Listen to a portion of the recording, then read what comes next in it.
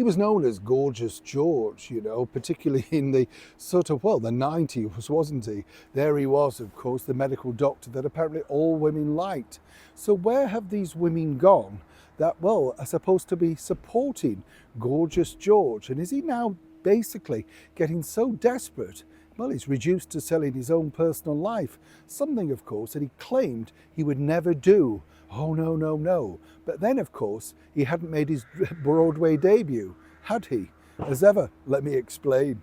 Morning, chums. Nice to see you. Thank you so much for taking the time out today.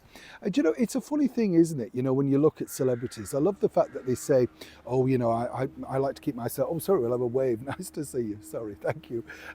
They sort of say to me, oh, I like to keep my private life private. And then the next thing, you flick open a glossy magazine and there are 12 pages of them lounging outside in their open air pool or their spacious kitchen. And you think, well, hang on, where's the privacy?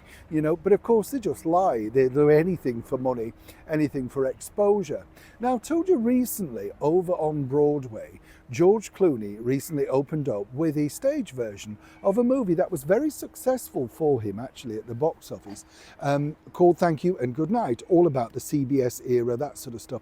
It is a good movie and I'm sure it is a good play, particularly if you're interested in sort of broadcasting history. But what's odd about the whole thing is the way that George has gone around trying to sell this particular, play. Clearly, box office is not busting. Now, you could say the fact that this is all down to the fact cost of living crisis, tickets aren't cheap, whatever. And then, of course, what should have been a very good spike for him would have been the invitation for the one that he went to the royal wedding with, yes, way back in 2018, of course, Meghan Markle's nuptials at St. George's Chapel in Windsor. Of course, Meghan never truly forgave George when he said to the media that he didn't know them and he just turned up, even though that wasn't necessarily 100% true. He did know Prince Harry. But really, George Clooney knows all about keeping himself in the limelight. It's been some time since he's had a box office hit, and that's the reason why he's gone to Broadway.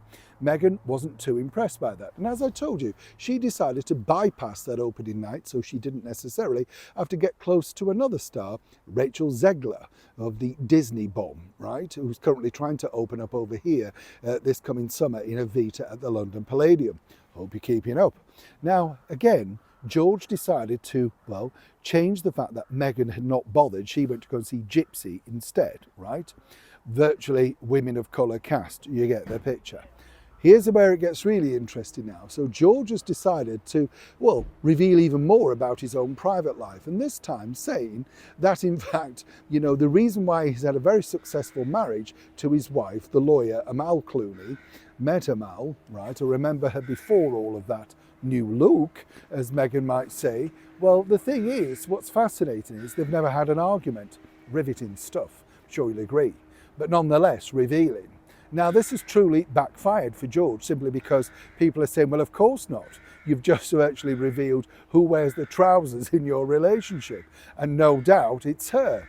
So while this was supposed to get some box office publicity, alongside the fact that he's dyed his hair for this show, which is getting a lot of backlash for, personally, I don't see it as a problem. Having been a thespian myself, I've had to dye my hair all sorts of colours to try and get roles or be in parts and that sort of stuff. It's part and parcel of the job. A lot of people are saying this makes him look older, and he would have been better to keep the silver fox look, as that may have dragged people in.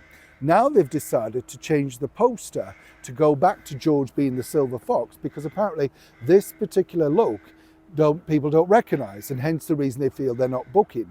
Now, apart from the fact that some say politically he backed the wrong puppet, as it were, and speaking out about how, of course, the former President Joe Biden was in a fine fettle of mental health, well, he had to backtrack on that.